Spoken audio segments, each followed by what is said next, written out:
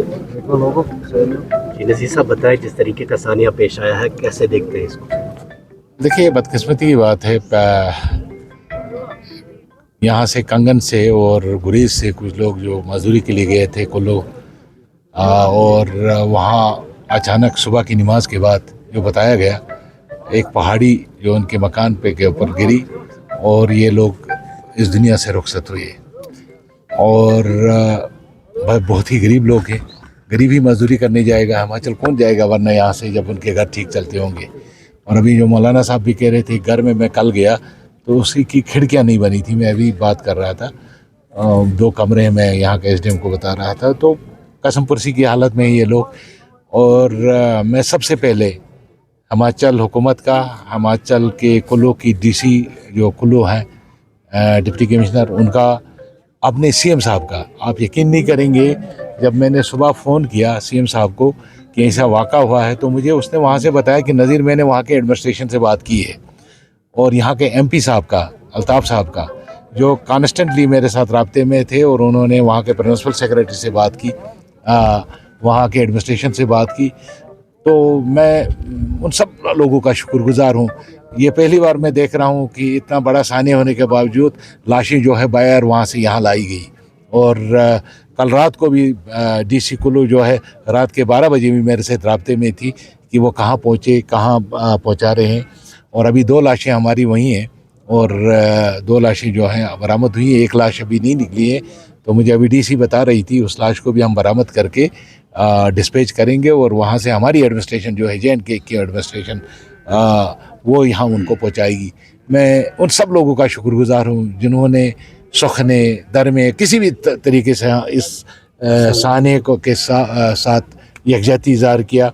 और ख़ासकर DC Bandipora, honourable CM साहब, डिप्टी सीएम में जब ये सानिया हुआ तो मैंने पहले वहाँ फ़ोन किया, डीसी कुल्लू से मैंने बात की। उसके बाद मैं सीधा सेक्रेटरीट चला गया, और सेक्रेटरीट जाके मैं डिप्टी सीएम साहब नहीं थे, डिप्टी सीएम साहब से मैं मिला। मैंने सीएम साहब से जब बात की, उन्होंने कहा एडमिनिस्ट्रेशन से बात हुई है, मैंने फ़ोन पर बात की, वो जम्मू में थे। तो उसके बाद डिप्टी सीएम साहब ने वहाँ के चीफ सेक्रेटरी से बात की और उनको बताया कि इन लाशों की हमें अशद ज़रूरत है, क्योंकि लाहौकीन जो है प्रेस कर रहे हैं कि उनको। और उन्होंने, उस एडमिनिस्ट्रेशन ने उनको जो है चंडीगढ़ तक पहुँचाया, और चंडीगढ़ से हमारे लोग वहाँ इंतज़ार कर रहे थे जब ये लाशें पहुँची। मुझे बदकिस्मती है, कल से मैं कुछ मीडिया में कुछ देख रहा था, हम लाशों पे भी सियासत करते हैं, हमें नहीं करनी चाहिए।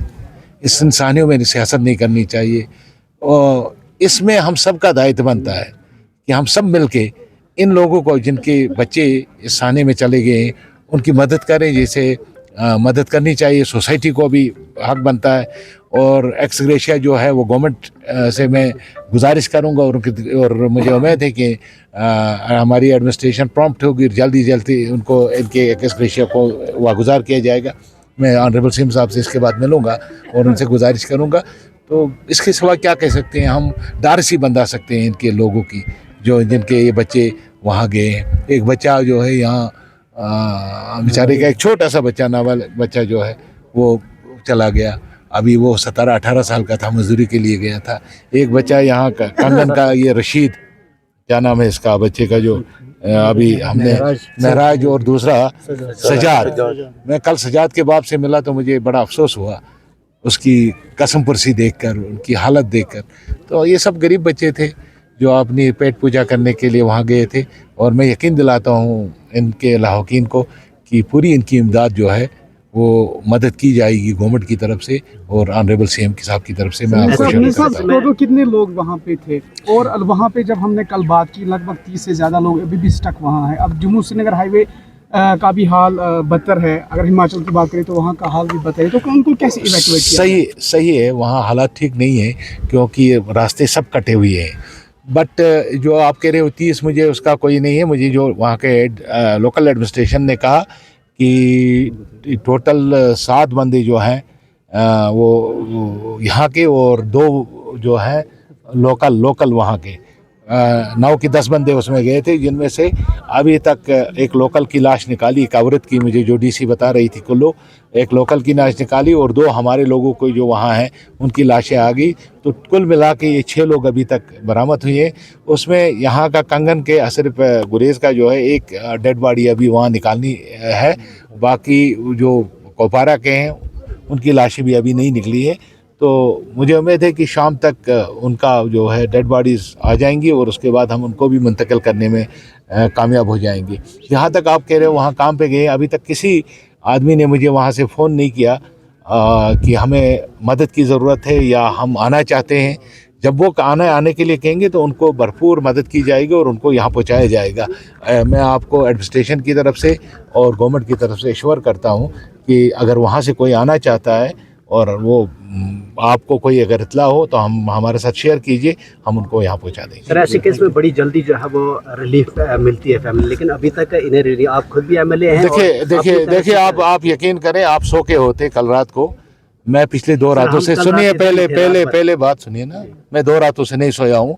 मैं रात के 1 बजे इनके लाहौकीन से बात कर रहा था हिमाचल में, फिर रात के 2 बजे मैंने फ़ोन किया उनको, फिर मैंने रात के 4 बजे फ़ोन किया, फिर 5 बजे मैं एयरपोर्ट पे पहुंचा। मैं इनकी लाशें लाने की कोशिश कर रहा था। कंपनसेशन मिलेगा और वो एक दिन बाद में मिले कोई बात नहीं है, लेकिन इनकी लाशें पहुंचाना, यहाँ डेड बॉडीज पहुंचाना ज़रूरी था, जिससे यहाँ के इनके अलावा को तसल्ली हो जाएगी। चाहे कुछ भी पहुंचा, उन्होंने उस पर कंधा रख के रोया और रोने से उनका दिल का गुबार निकल गया। तो बाकी आप फिक्र न कीजिए कि हम इनकी जो एक्सग्रेशिया है वो एक दिन बाद में आ जाए, 2 दिन बाद में आ जाए, उसका कोई नहीं है। हमें पहले लाशें लाने की ज़रूरत है और मैं इसके पीछे लगा हुआ। Thank you.